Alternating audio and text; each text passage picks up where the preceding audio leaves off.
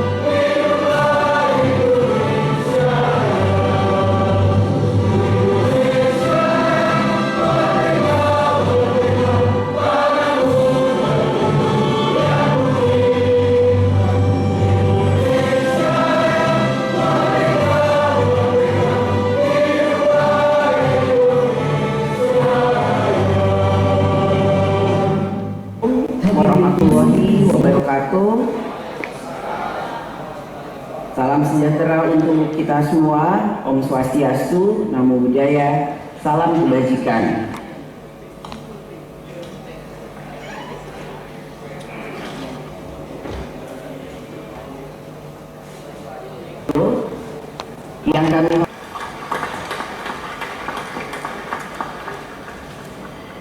Yang kami hormati Saudara Wakil Presiden Republik Indonesia Profesor Dr. Kiai Haji Ma'ruf Amin,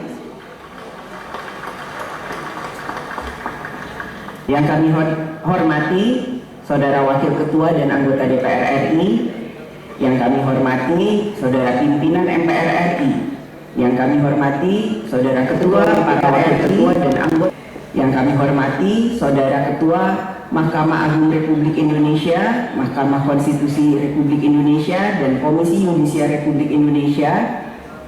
Yang kami hormati para Menteri Kabinet Indonesia Maju serta Panglima TNI dan Kapolri. Yang kami hormati para Ketua Umum partai-partai politik. Yang kami hormati telah hadir rekan 385 orang anggota terdiri dari seluruh unsur fraksi DPR RI, maka quorum telah tercapai, dan dengan mengucap Bismillahirrahmanirrahim, perkenankan kami selaku pimpinan Dewan membuka rapat paripurna DPR RI yang ke-1 masa persidangan pertama tahun sidang 2023-2024 hari Rabu tanggal 16 Agustus 2023, dan kami nyatakan dibuka dan terbuka untuk umum. Rapat paripurna DPR RI pada siang hari ini memiliki dua agenda, yaitu sebagai berikut. Pertama, pidato Ketua DPR RI dalam rangka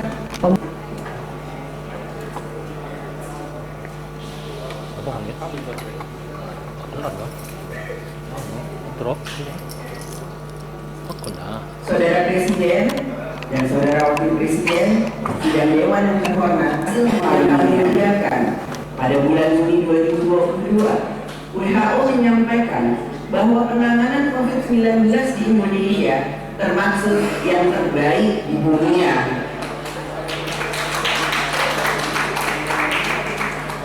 Sebelumnya, pada bulan September 2021, Johns Hopkins University juga menyampaikan Indonesia sebagai one of the best in the world dalam menurunkan kasus COVID-19.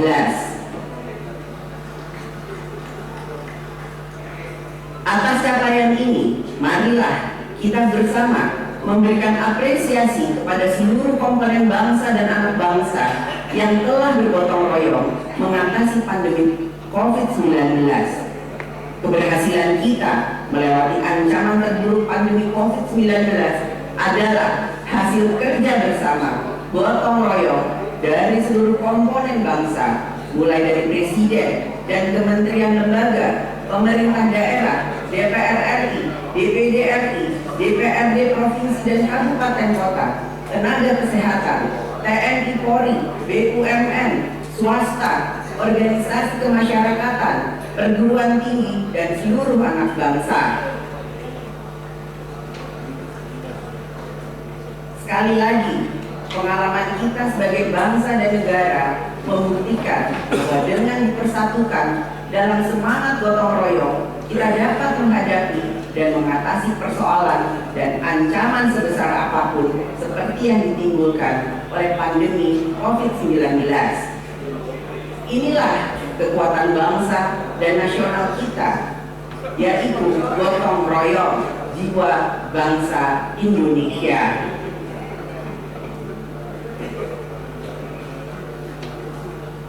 Saat ini kita berada dalam percepatan pemulihan ekonomi dan sosial untuk dapat menjalankan tugas pemerintahan negara secara efektif dalam melindungi rakyat, mensejahterakan rakyat, mencerdaskan rakyat, dan ikut melaksanakan ketertiban dunia. Tugas pemerintahan negara ini dijalankan sesuai dengan mandat konstitusi pada cabang-cabang kekuasaan negara, yaitu pada lembaga eksekutif, legislatif, dan yudikatif. Sejak reformasi, praktek-praktek dalam penyelenggaraan negara dan kehidupan berbangsa dan bernegara semakin demokratis. Aspek-aspek keterbukaan publik, akuntabilitas, kebebasan menyampaikan pendapat, kebebasan berorganisasi, dan lain sebagainya. Kualitas demokrasi di Indonesia akan sangat ditentukan oleh kita semua, seluruh anak bangsa, seluruh komponen bangsa, seluruh pelaku-pelaku demokrasi, pemerintah, DPR RI, MK, MA, BPK, TNI, Polri, lembaga-lembaga negara, serta seluruh rakyat Indonesia, yaitu bagaimana kita melakukan kerja bersama dalam membangun kemajuan peradaban demokrasi di Indonesia, konstitusionalnya dalam menjalankan kedaulatan rakyat. Saudara Presiden dan Saudara Wakil Presiden, sidang Dewan yang terhormat, yang kami muliakan seluruh rakyat Indonesia, Konstitusi Negara, Undang-Undang Dasar Negara Republik Indonesia tahun 1945 mengamanatkan bahwa Indonesia adalah negara hukum. Oleh karena itu, hukum mengatur kehidupan berbangsa dan bernegara. Menjadi tugas dan tanggung jawab DPR RI bersama pemerintah untuk membentuk peraturan undang-undangan. Pembentukan suatu undang-undang hukum nasional dalam rangka mengatur kekuasaan negara dan aparaturnya, undang-undang yang mengatur pembentukan saya ini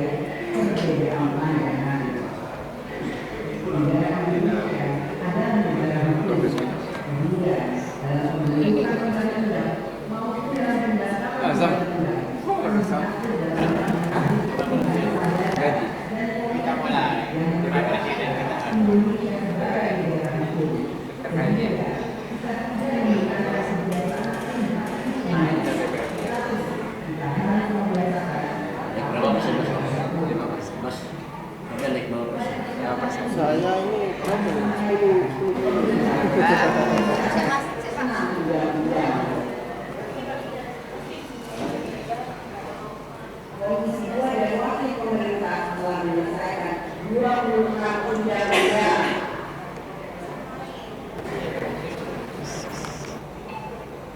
Komisi 3 dan Wakil Pemerintah telah menyelesaikan 6 undang-undang. Komisi 5 dan Wakil Pemerintah telah menyelesaikan, Komisi 7 dan Wakil Pemerintah telah menyelesaikan 1 undang-undang. Komisi 9 dan Wakil Pemerintah telah menyelesaikan 1 undang-undang. Komisi 10 dan 1 undang-undang selain undang-undang anggaran pendapatan dan belanja negara. Panitia DPR RI dan Wakil Pemerintah telah menyelesaikan 3 undang-undang. Pembahasan 13 rancangan undang-undang yang saat ini masih berada pada pembicaraan tingkat 1 dan rancangan undang-undang lainnya yang masuk dalam prolegnas undang-undang tahun 2023.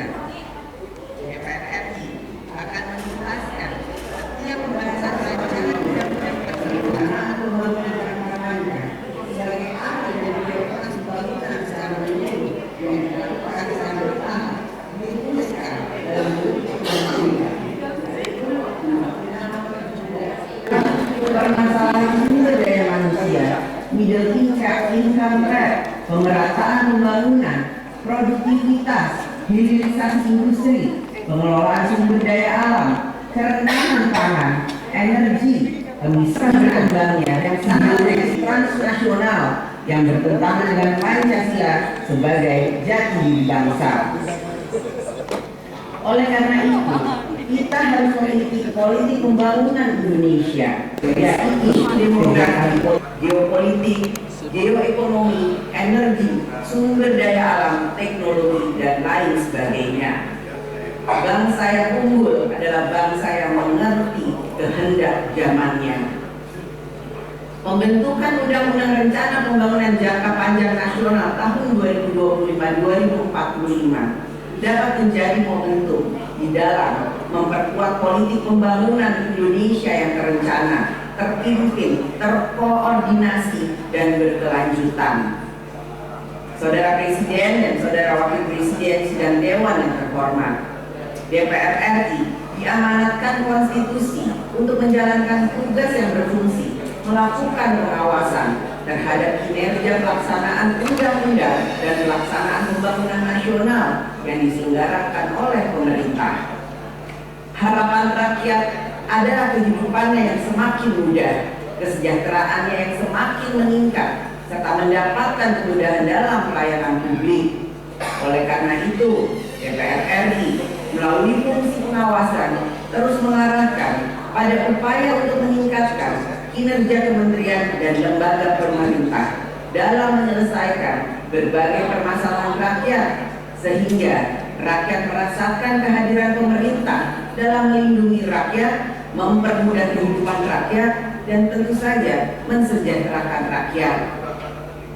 DPR RI pada masa sidang ini akan memberikan perhatian yang besar terkait berbagai permasalahan yang menjadi perhatian rakyat, antara lain mengantisipasi dampak konflik geopolitik global yang masih dalam ketidakpastian, fenomena alam cuaca ekstrim El Nino terhadap ketahanan pangan dan ketersediaan air bersih, mencermati permasalahan dampak utang sejumlah BUMN, menyoroti persoalan maraknya kasus kekerasan seksual, mencermati proses transisi energi Indonesia dalam mendukung energi terbarukan, mewaspadai fenomena kejahatan elektronik perbankan yang mengancam keamanan data pribadi, menekankan pentingnya pendampingan terhadap usaha mikro, kecil, dan menengah.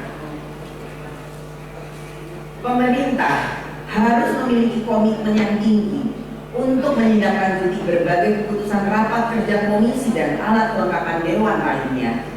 Komitmen pemerintah dalam melaksanakan hal tersebut menunjukkan bahwa terdapat saling menghormati kewenangan antara lembaga eksekutif dan legislatif. DPR RI juga akan memberikan perhatian pada penyelenggaraan tahapan pemilu yang sudah mulai dilaksanakan pada tahun 2020. Tidak ada artinya kekuasaan bila rakyat terbelah menjadi kepingan-kepingan sosial dengan penuh dendam, saling benci, saling dengki.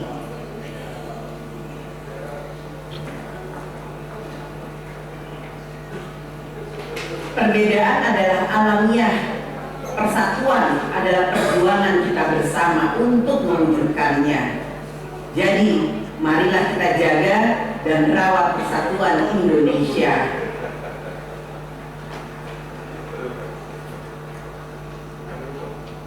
Fondasi utama kita membangun negeri adalah persatuan rakyat. Tanpa persatuan rakyat, sulit kiranya bangsa Indonesia bisa mencapai kemajuan.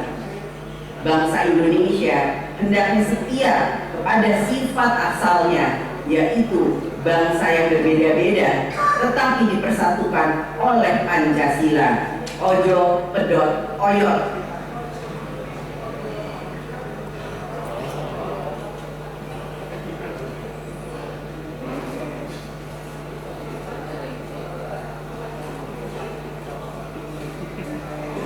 Kita semua elemen bangsa Indonesia hendaknya memahami dan mengerti kapan waktunya bertanding dan kapan kembali bersanding untuk Indonesia.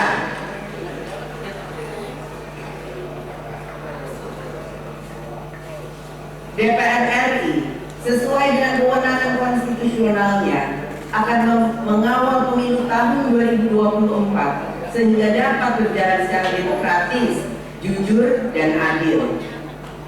Saudara Presiden dan Saudara Wakil Presiden, sidang Dewan yang terhormat,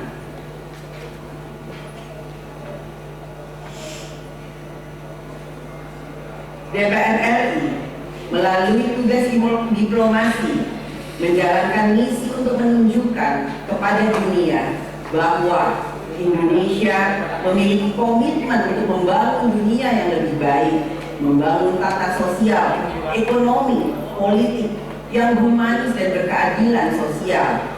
Penyelenggaraan sidang umum ke-44 AIPA di Jakarta pada tanggal 5 sampai dengan 11 Agustus 2023 yang lalu merupakan forum ketua parlemen negara-negara ASEAN telah menjadi momentum dalam memperkuat kolaborasi untuk menghadapi tantangan pada masa yang akan datang. Pertemuan ke-44 AIPA dengan tema Responsive Parliament for Stable and Prosperous ASEAN sejalan dengan tema keketuaan ASEAN, yaitu ASEAN Matters Epicentrum of Growth. Di atas, di atas. Serangkaian kegiatan diplomasi yang akan dilakukan DPR RI adalah untuk memperkuat politik luar negeri Indonesia dan menempatkan posisi Republik Indonesia yang semakin kuat dalam memperjuangkan kepentingan nasional di tingkat regional dan global. Pada masa sidang sebelumnya, DPR RI bersama pemerintah telah melakukan pembahasan dan menyepakati kebijakan ekonomi makro dan pokok-pokok kebijakan fiskal APBN tahun anggaran 2024. Tema pembangunan yang telah disepakati untuk dijalankan pemerintah pada tahun 2024 adalah mempererat transformasi ekonomi yang inklusif dan berkelanjutan. Tahun 2024 merupakan tahun terakhir dari pemerintahan periode 2019 hingga 2024. Oleh karena itu, diperlukan fokus pemerintah dalam menjalankan program kerja untuk menuntaskan pencapaian berbagai target sasaran akhir RPJMR tahun 2020 hingga 2024, serta menciptakan landasan pembangunan yang kokoh bagi periode pembangunan selanjutnya. Pemerintah harus terus menjaga kemampuan fiskal untuk dapat menjalankan agenda pembangunan nasional, pelayanan umum pemerintahan, dan program strategis nasional. Di tengah perekonomian global yang belum kondusif, penguatan sinergi kebijakan fiskal, moneter, dan sektor real untuk menjaga stabilitas ekonomi harus terus dilakukan secara efektif. Sejak tahun 2019, pemerintah selalu menyampaikan komitmennya untuk meningkatkan belanja negara yang berkualitas. Belanja negara yang berkualitas akan mempercepat upaya peningkatan kesejahteraan rakyat. Saat ini, belanja negara masih perlu ditingkatkan kualitas dan efektivitasnya, sebagaimana yang pernah menjadi atensi Bapak Presiden Jokowi ketika menemukan permasalahan pada pelaksanaan anggaran untuk program stunting, di mana dari 10 miliar rupiah hanya 2 miliar rupiah yang dibelanjakan untuk kepentingan langsung dari kelompok penerima manfaat, sedangkan 8 miliar rupiah dipergunakan hanya untuk perjalanan dinas, rapat-rapat, penguatan dan pengembangan. Menjadi harapan kita semua bahwa belanja negara ke depan, khususnya pada tahun anggaran 2024, seluruh program kementerian lembaga akan semakin berkualitas, yang ditunjukkan dengan alokasi anggaran yang manfaatnya langsung dirasakan oleh kelompok penerima manfaatnya, yaitu rakyat. Pemerintah di dalam kebijakan ekonomi makro dan pokok-pokok kebijakan fiskal APBN tahun anggaran 2024 telah memperkenalkan konsep anggaran berbasis kesejahteraan atau well-being budget yang mengkaitkan kinerja APBN dengan capaian peningkatan kesejahteraan rakyat secara langsung, di mana anggaran berbasis kesejahteraan menjadi acuan di setiap kementerian lembaga dalam mengusulkan anggaran di dalam APBN. Implementasi komitmen pemerintah untuk menjalankan anggaran berbasis kesejahteraan pada APBN tahun anggaran 2024 harusnya bisa menjadi legasi penyusunan APBN selanjutnya, sehingga pemerintah yang akan datang bisa ikut serta dan melanjutkan apa yang sudah dilakukan oleh pemerintahan saat ini. Pada pembahasan kebijakan ekonomi makro dan pokok-pokok kebijakan fiskal APBN tahun anggaran 2024 di masa persidangan yang lalu, telah terdapat berbagai kesepakatan, rekomendasi, dan catatan antara DPR RI bersama pemerintah yang seharusnya telah dirumuskan oleh pemerintah dalam rancangan APBN tahun 2024 beserta nota keuangan yang akan disampaikan oleh pemerintah. Besok, tanggal 17 Agustus 2023 adalah 78 tahun Hari Proklamasi Kemerdekaan.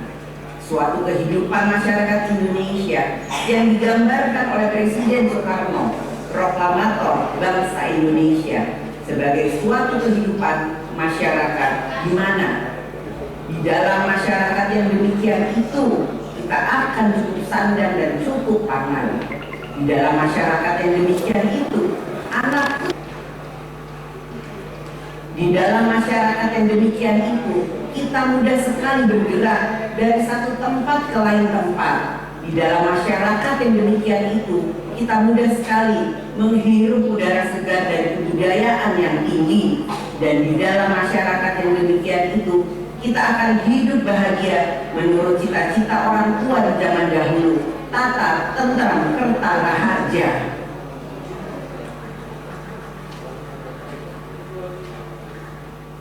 Telah 78 tahun lamanya kita membangun kemajuan Indonesia untuk mewujudkan cita-cita kemerdekaan tersebut. Berbagai kemajuan telah dicapai bangsa dan negara kita. Indonesia termasuk dalam 20 negara terbesar perekonomiannya di dunia, masuk dalam kategori negara upper middle income. Kita dapat secara bertahan menurunkan kemiskinan dan kesenjangan sosial. Kita telah memiliki sumber daya manusia yang handal di berbagai bidang. Kita telah memiliki industri pengolahan nasional. Kita juga telah dapat menjalankan industri strategis. Kita memiliki generasi muda yang berprestasi dan berbagai kemajuan lainnya yang sudah banyak kita capai. Akan tetapi masih banyak hal yang perlu terus kita kerjakan agar dapat mempercepat kemajuan Indonesia. Bahkan dalam mengisi kemerdekaan Republik Indonesia juga semakin terbuka ruang artikulasi peran kaum perempuan dalam segala bidang.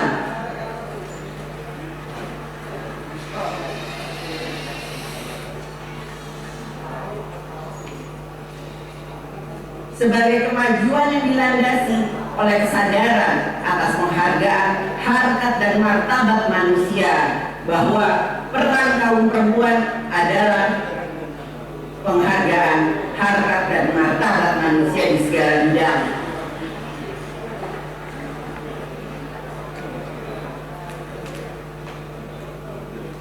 Akan tetapi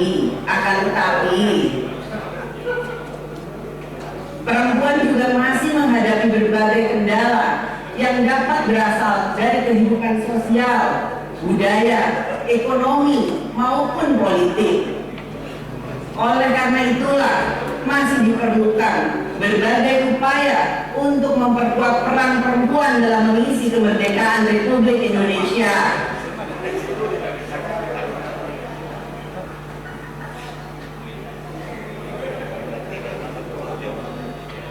Kaum perempuan juga harus memiliki semangat untuk saling peduli dan mendukung terhadap kemajuan kaum perempuan.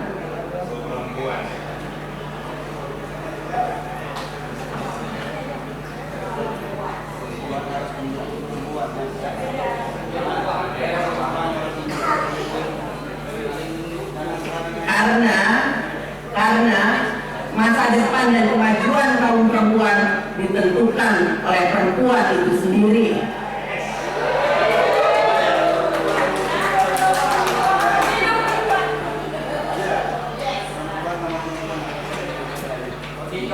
Ayo perempuan Indonesia, kita bisa.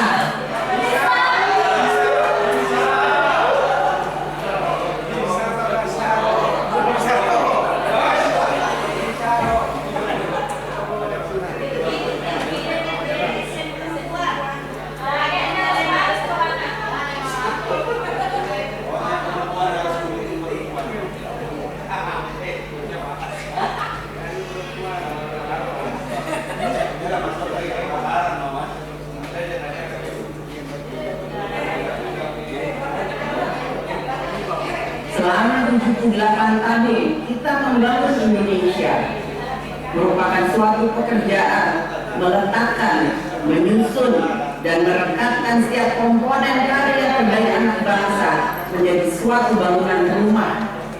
rumah kebanggaan dan rumah kebangsaan Indonesia yang berlandaskan fondasi Pancasila, yang dapat menjamin masyarakat di dalamnya hidup tentram, bersatu, adil dan makmur.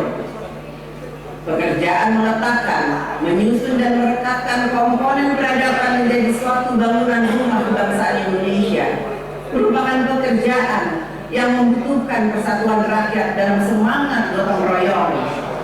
Oleh karena itu, marilah kita seluruh anak bangsa untuk selalu mawas diri terhadap pihak-pihak yang dapat menghancurkan ikatan persatuan rakyat Indonesia. Kita tidak ingin ada pihak-pihak yang menghancurkan pekerjaan anak bangsa dalam membangun rumah kebangsaan Indonesia. Bagi bangsa dan negara Indonesia, hanya Pancasila yang dapat mempersatukan kita dan juga menjadi landasan ideologi berbangsa dan bernegara. Pancasila merupakan jiwa bangsa Indonesia di dalam perjuangan dan usaha bersama untuk mencapai cita-cita kemerdekaan. Negara Indonesia yang merdeka, bersatu, berdaulat, adil dan makmur itu tidak dapat terlaksana hanya dengan tuntutan-tuntutan saja, atau dengan kata-kata saja, atau dengan kemarahan-kemarahan saja.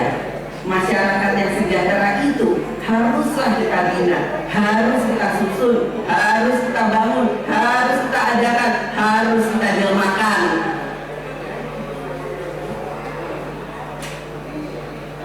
Harus kita wujudkan dengan kerja bersama, bergotong royong, mengambil peran dan tanggung jawab untuk membangun negara. Apapun pekerjaan, profesi, jabatan, laki-laki atau perempuan, orang tua dan kaum muda, apapun kedudukannya di masyarakat, maka kita lakukan untuk membangun cara pikir, cara kerja, cara hidup yang membawa kemajuan. Sepi ing pamrih rame ing gawe, ikhlas mengabdi demi terwujudnya cita-cita bersama.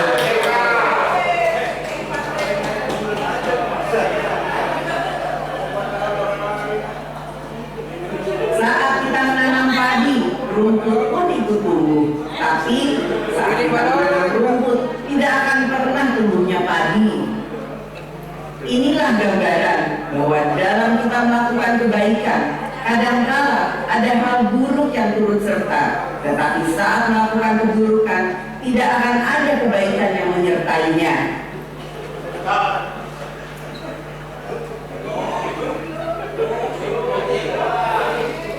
Manakala yang baik kita bikin lebih kuat, maka kita akan maju. Manakala yang buruk kita bikin kuat, maka kita akan binasa. Marilah yang baik kita bikin lebih kuat sehingga kita semakin maju. Marilah kita tetap pada satu semangat fighting nation yang tidak mengenal journey's end. For a fighting nation there is no journey's end. Kita insafi bahwa hidup adalah perjuangan dan perjuangan adalah hidup.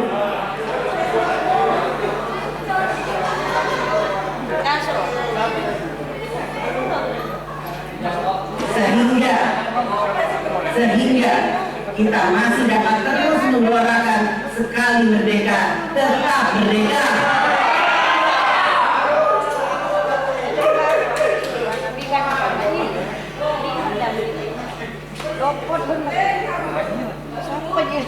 Dharma Eva Hatto Hanti, kuat karena bersatu, bersatu karena kuat. Dirgahayu bangsa dan Republik Indonesia.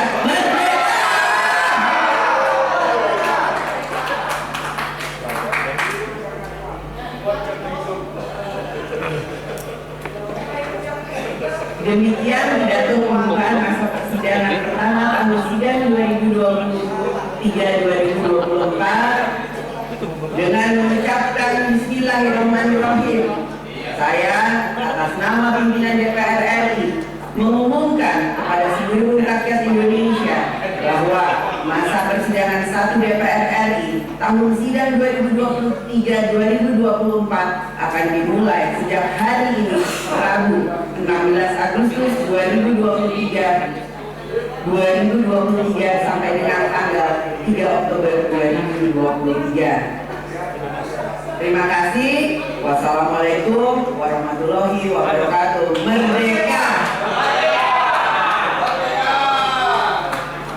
Selanjutnya, mari kita mendengarkan pidato Presiden Republik Indonesia pada penyampaian keterangan pemerintah atas rancangan undang-undang tentang anggaran pendapatan dan belanja negara APBN tahun anggaran 2024 serta nota keuangannya. Saudara Presiden, silakan menyampaikan pidatonya.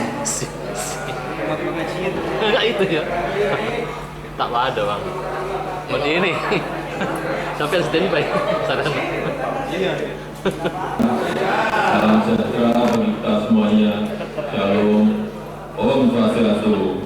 Namo Buddhaya. Salam kebajikan. Yang saya hormati Wakil Presiden Republik Indonesia Bapak Profesor Dr. Yahya Ma'ruf Amin. Yang saya hormati pimpinan dan anggota Dewan Perwakilan Rakyat Republik Indonesia, yang saya hormati pimpinan dan anggota Dewan Perwakilan Daerah Republik Indonesia, yang saya hormati pimpinan dan anggota lembaga negara, yang saya hormati para Menteri Kabinet Indonesia Maju, Jaksa Agung, Panglima TNI, Kapolri, dan Kepala Lembaga Pemerintahan, hadirin sekalian yang saya hormati, serta saudara-saudara bangsa dan setanah air. Dalam 3 tahun terakhir, dunia dihadapkan pada guncangan pandemi COVID-19 yang menelan korban 6,9 juta manusia. Alhamdulillah, negara kita Indonesia telah berhasil mengatasi tantangan besar tersebut akibat pandemi dengan hasil yang sangat baik. Bahkan Indonesia menjadi salah satu negara yang berhasil menangani krisis kesehatan dan memulihkan ekonomi dengan cepat. Dan ekonomi selama 7 kuartal terakhir sejak akhir 2021 secara konsisten berada di atas 5%.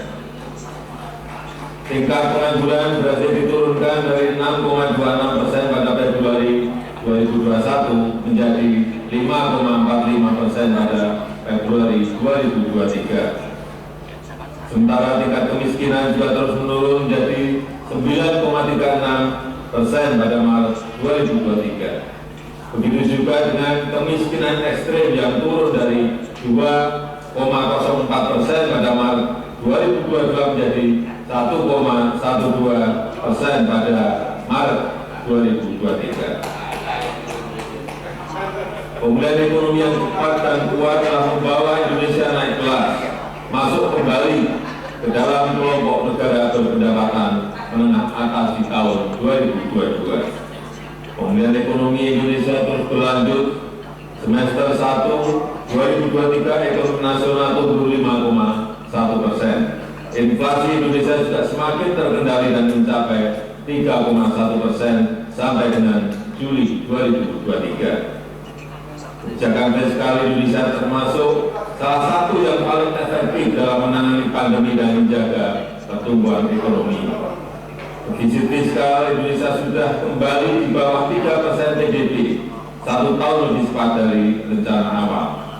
Rasio utang Indonesia juga salah satu yang paling rendah di antara kelompok negara G20 dan ASEAN, bahkan sudah menurun dari 40,7% PDB di tahun 2021 menjadi 37,8% per Juli 2023. Sebagai perbandingan, rasio utang Malaysia saat ini berada di tingkat 66,3% PDB, Tiongkok 77,1% dan India 83,1%. Hadirin yang saya hormati, saudara-saudara sebangsa dan setanah air, sidang dewan yang kami muliakan. kita menyaksikan perubahan landscape global yang sangat cepat, khususnya karena pergeseran geopolitik. Fragmentasi global menciptakan disrupsi rantai pasok yang meningkatkan risiko pangan, risiko krisis pangan, energi, serta keuangan dunia. Konstelasi global harus disikapi dengan strategi kebijakan yang jitu dan antisipatif. Kebijakan ekonomi dan fiskal harus mampu mentransformasi ekonomi untuk menghadapi tantangan hari ini dan hari depan. Ketahanan pangan dan energi serta transformasi manufaktur menjadi sangat penting. Di sisi lain, industri pertahanan harus dibangun secara kompetitif untuk menjawab kebutuhan pertahanan keamanan Indonesia. Dunia juga dihadapkan pada potensi krisis akibat perubahan iklim. Transisi penggunaan energi hijau perlu dilaksanakan secara progresif, namun tetap adil dan terjangkau. Potensi nilai ekonomi hayati Indonesia harus kita manfaatkan sebagai faktor penting dalam mengembangkan dan meningkatkan investasi hijau di dalam negeri. Selain itu, perkembangan digitalisasi dan artificial intelligence diperkirakan akan mendominasi kehidupan perekonomian dunia, termasuk di Indonesia. Disrupsi ini harus dihadapi dengan strategi yang tepat. Pembangunan kualitas sumber daya manusia, infrastruktur fisik dan non-fisik terkait dengan teknologi informasi harus ditingkatkan. Struktur penduduk muda akibat bonus demografi kita manfaatkan secara maksimal. Transformasi ekonomi terus dilanjutkan untuk meningkatkan daya tarik investasi dan pembukaan lapangan kerja yang layak secara masif. Partisipasi Indonesia dalam rantai pasok global, khususnya pada sektor berteknologi tinggi dan ramah lingkungan, harus terus kita dorong. Perbaikan kualitas sumber daya manusia menjadi faktor utama transformasi ekonomi. Pembangunan kualitas SDM yang sehat, produktif, dan inovatif juga menjamin inklusivitas serta keadilan terus dilakukan. Maka upaya menghapus kemiskinan ekstrem, stunting, dan pembangunan daerah terpencil harus berhasil. Oleh karena itu, seluruh tantangan global dan nasional harus kita jawab dengan tepat dan efektif. Peran APBN sangat penting dan strategis dalam mendukung, memfasilitasi, serta menentukan arah kebijakan ekonomi, sosial, dan daya saing pertahanan dan keamanan nasional. Kebijakan fiskal ke depan dirancang dengan tujuan mengakselerasi target dan prioritas pembangunan nasional.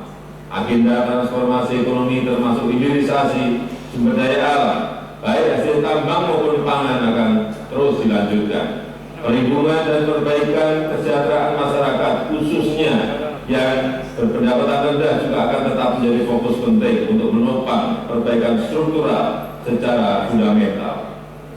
Hadirin yang saya muliakan serta Bapak Ibu saudara-saudara sebangsa setanah air, mempertimbangkan potensi perekonomian yang kita miliki serta dengan tetap memperhitungkan risiko-risiko yang akan datang, maka asumsi dasar ekonomi makro sebagai landasan penyusunan RAPBN 2024 adalah sebagai berikut.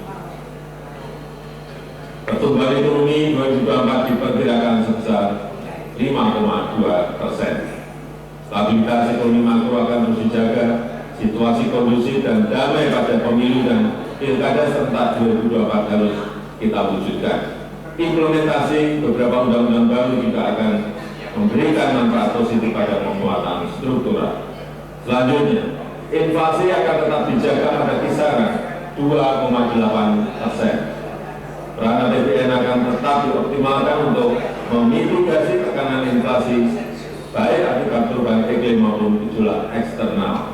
Koordinasi yang kuat antara anggota forum tim pengendalian inflasi pusat dan daerah akan terus dijaga.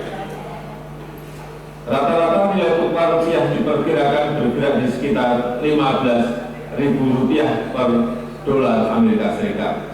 Sementara rata-rata suku bunga surat berharga negara 10 tahun diprediksi pada level 6,7%. Koordinasi anggota Komite Stabilitas Sektor Keuangan akan selalu antisipatif dan responsif dalam menghadapi potensi gejolak eksternal. Harga minyak mentah Indonesia ICP diperkirakan berada pada $80 US dollar per barel. Di sisi lain, lifting minyak dan gas bumi diperkirakan masing-masing mencapai 625.000 barel per hari dan 1,03 juta barel setara minyak per hari. Pimpinan dan anggota Dewan yang saya hormati, yang saya muliakan, arsitektur APBN tahun 2024 harus mampu merespon dinamika perekonomian, menjawab tantangan dan mendukung agenda pembangunan dan kesejahteraan secara optimal, mempercepat transformasi ekonomi, menjaga momentum pertumbuhan ekonomi yang berkualitas, inklusif dan berkelanjutan, melindungi daya beli masyarakat dari guncangan dan menjaga agar postur APBN tetap sehat dan berkelanjutan dalam jangka menengah dan panjang. APBN tahun 2024 didesain untuk menjawab tantangan saat ini sekaligus di masa yang akan datang. Maka kebijakan APBN tahun 2024 diarahkan untuk mempercepat transformasi ekonomi yang inklusif dan berkelanjutan. Upaya transformasi ekonomi akan ditempuh melalui dua strategi utama, yaitu strategi jangka pendek dan strategi jangka menengah. Pertama, strategi jangka pendek difokuskan untuk mempercepat penghapusan kemiskinan ekstrem, penurunan prevalensi stunting, pengendalian inflasi dan peningkatan investasi. Kedua, strategi jangka menengah difokuskan pada 5 agenda sebagai berikut. 1. Mewujudkan sumber daya manusia unggul yang produktif, inovatif dan berdaya saing melalui peningkatan kualitas pendidikan dan sistem kesehatan, serta reformasi sistem perlindungan sosial termasuk penguatan dan perlindungan pekerja migran Indonesia.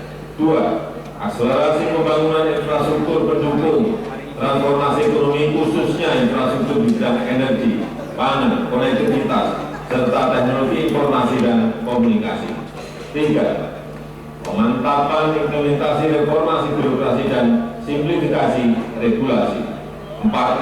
Meningkatkan aktivitas ekonomi yang bernilai tambah tinggi melalui hilirisasi sumber daya alam. Dan kelima, mendorong pengembangan ekonomi hijau. Pimpinan dan anggota Dewan yang saya muliakan, disiapkan anggaran pendidikan sebesar 660,8 triliun rupiah atau 20% dari APBN. Tercermin dari alokasi belanja pemerintah pusat sebesar 237,3 triliun rupiah, transfer ke daerah 346, saya ulangi, transfer ke daerah sebesar 346,6 triliun rupiah dan pembiayaan investasi 77 triliun rupiah. Kita harus mampu memanfaatkan bonus demografi dan siap menghadapi disrupsi teknologi. Tidak boleh kita kendor. Agar sumber daya manusia kita produktif, inovatif, berdaya saing global, berintegritas, berakhlak mulia dan dengan tetap menjaga jati diri budaya bangsa.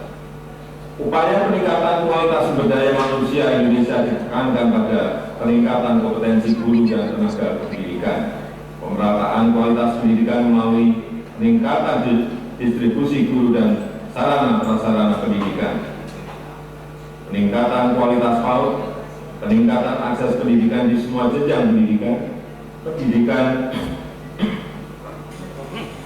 peningkatan kualitas sarana-prasarana penunjang kegiatan pendidikan terutama di daerah tertinggal, terluar, dan terdepan, penguatan konektivitas pendidikan vokasi dengan pasar kerja, serta perluasan program beasiswa, pemajuan kebudayaan, penguatan perguruan tinggi kelas dunia, dan pengembangan riset dan inovasi. Untuk menghadirkan SDM yang sehat dan produktif, anggaran kesehatan direncanakan sebesar 186,4 triliun rupiah atau 5,6% dari APBN.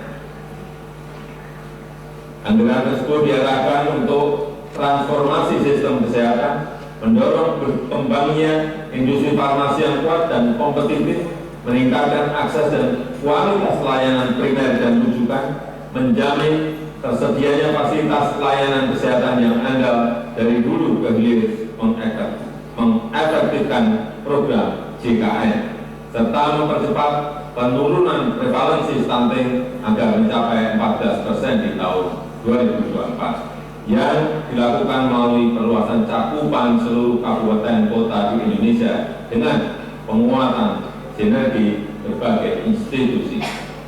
Untuk mempercepat penurunan kemiskinan dan meningkatkan kesejahteraan masyarakat sebesar 12%.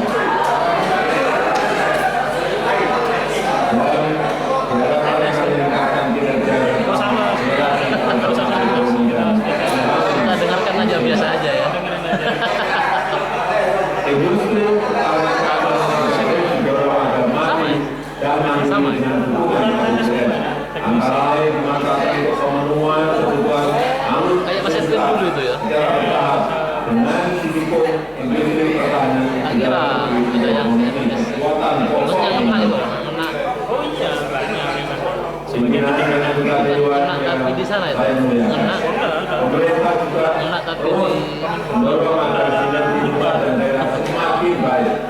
Untuk itu, kebijakan transfer ke daerah diarahkan semakin berapa tahun berkualitas Mas? dan memberi manfaat nyata bagi masyarakat melalui langkah-langkah sebagai berikut. 1.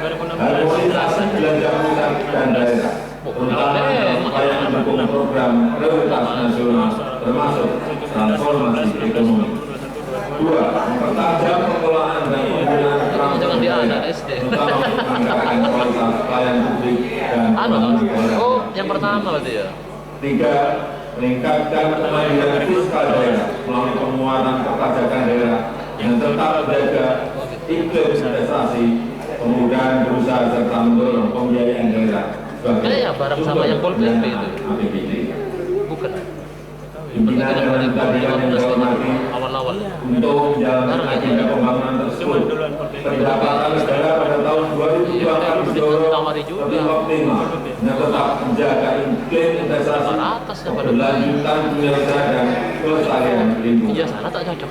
Optimalisasi penerimaan pajak ditempuh dengan pertama menjaga efektivitas informasi perpajakan untuk perluasan basis pajak, peningkatan kepatuhan dan pengendalian potensi.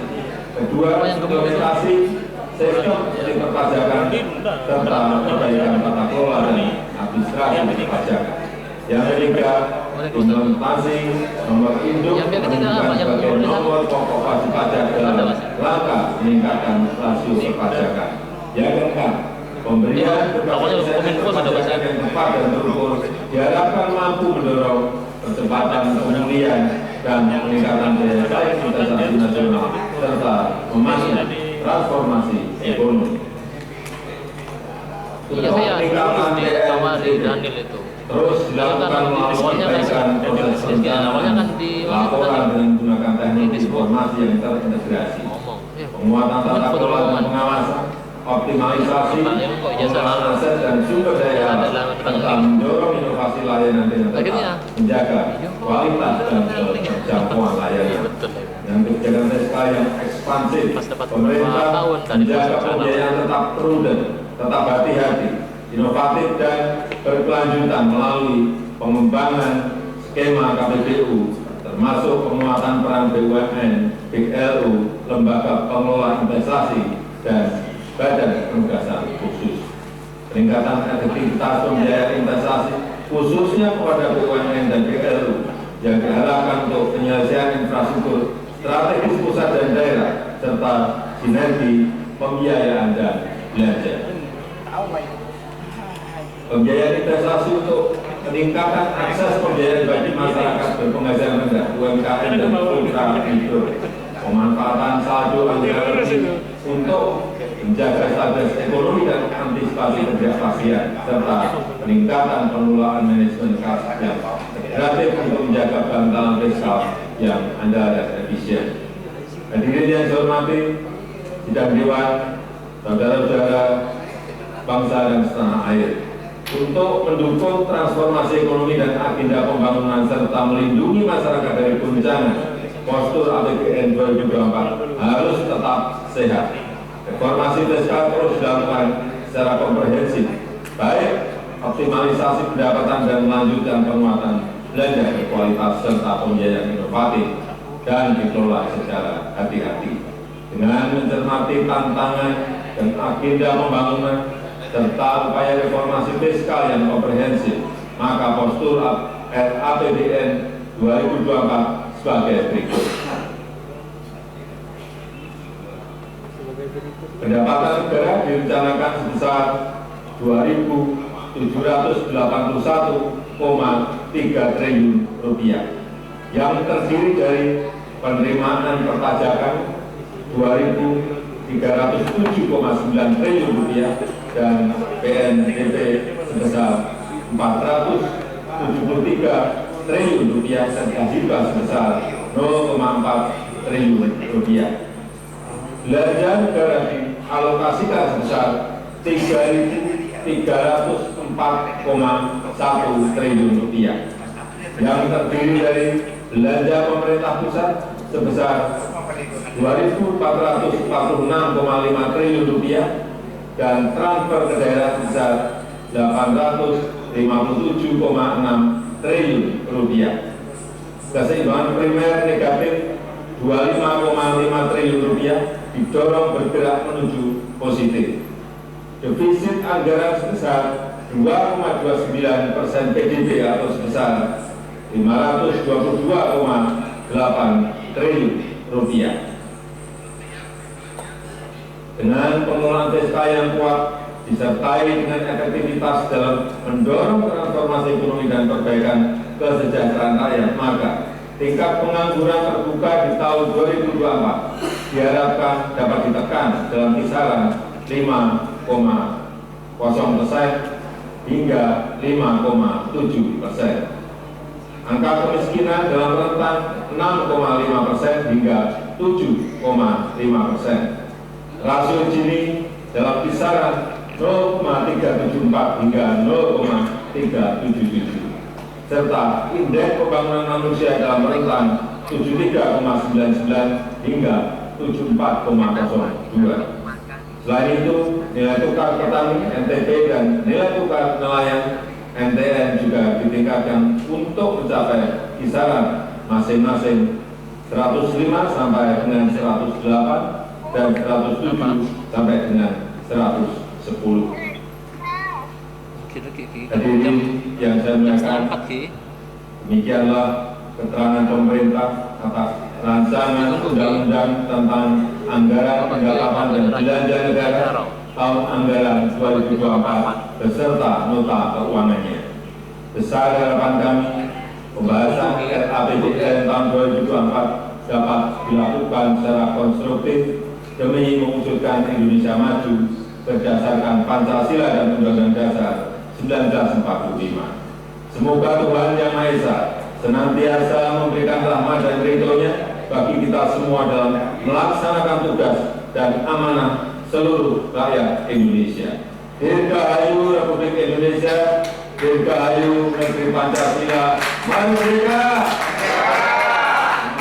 Assalamualaikum warahmatullahi wabarakatuh. Om Santi Santi Santi Om Namo Buddhaya. Keserengkes ya mas? Keserengkes. Maka penyampaian keterangan pemerintah atas rancangan undang-undang tentang anggaran pendapatan dan belanja negara tahun anggaran 2024 beserta nota keuangan dan dokumen pendukungnya. Atas nama seluruh anggota DPR RI kami mengucapkan terima kasih. Sebelum mengakhiri rapat paripurna hari ini, kami mempersilahkan Saudara Haji Syarif Abdullah Al-Qadri SHMH, anggota DPR RI dari fraksi Partai Nasdem untuk membacakan doa. Wal khatimi lima sabaqa nasiril haqqa bil haqq wal hadi ila siratal mustaqim wa sallallahu alaihi wa ala alihi haqqa qadrihi wa miqdarihi al-azim.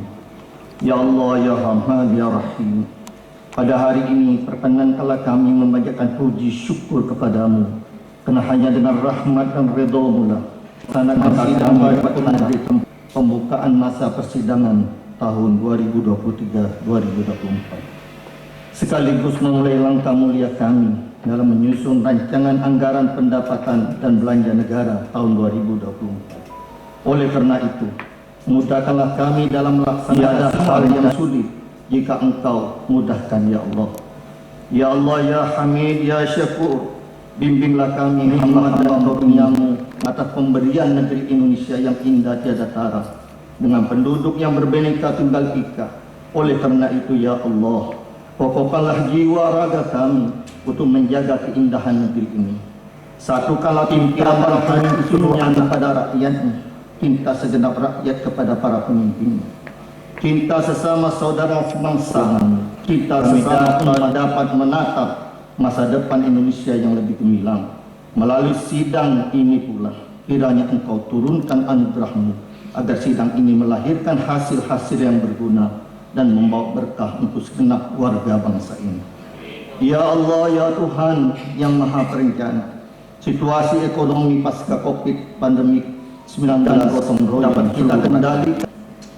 Bantulah kami ya Allah agar kami dapat rawat rukun, toleransi, sikap saling menghormati, saling menolong agar bangsa ini dapat menjadi bangsa yang anugerahilah kami ya Allah kejernihan dan keheningan hati agar kami mampu merumuskan kebijakan yang dapat menjaga stabilitas dan pemulihan perekonomian nasional Indonesia melalui pajak dan penerimaan yang kami kumpulkan.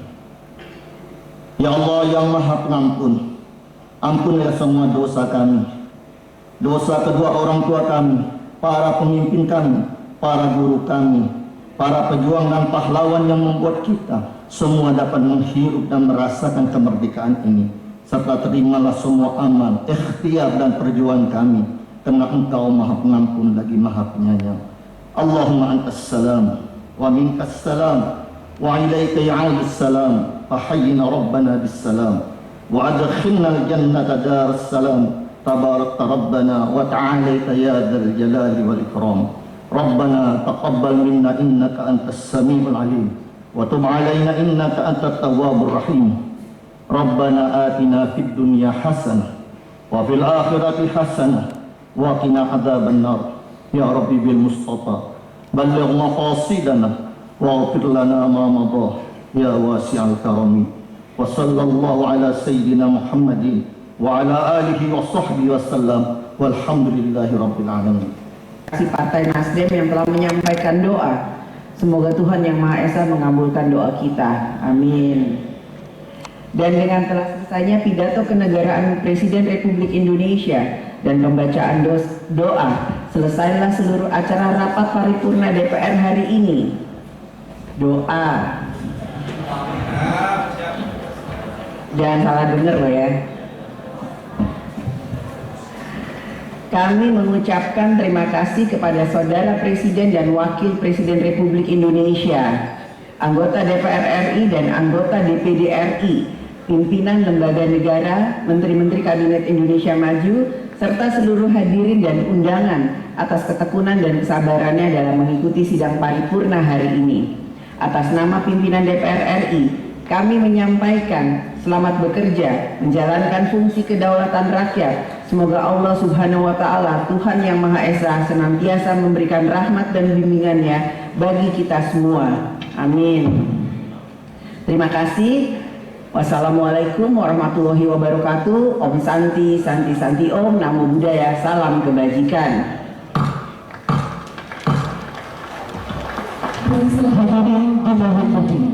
Bapak Bupati, Wakil Bupati beserta segenap jajaran pimpinan DPRD dengan kembali ke kursi pimpinan dan mengikuti memandu acara yang kedua, yaitu mengikuti dan mendengarkan pidato Presiden RI pada penyampaian keterangan pemerintah atas RUU tentang APBN tahun anggaran 2024 beserta nota keuangan. Bapak Dewan dan hadirin yang kami hormati, perkenankanlah kami atas nama pimpinan serta segenap anggota Dewan menyampaikan ucapan terima kasih dan penghargaan yang setinggi-tingginya kepada Bupati Situbondo serta jajarannya dan semua pihak yang terkait atas segala perhatian dan bantuan serta kehadirannya dalam rapat paripurna ini, sehingga kegiatan rapat paripurna pada hari ini dapat berlangsung dengan aman, tertib dan lancar serta memperoleh hasil sebagaimana yang kita harapkan bersama. Akhirnya dengan mengucapkan alhamdulillahirabbil alamin, rapat paripurna hari ini kami nyatakan ditutup. Assalamualaikum warahmatullahi wabarakatuh.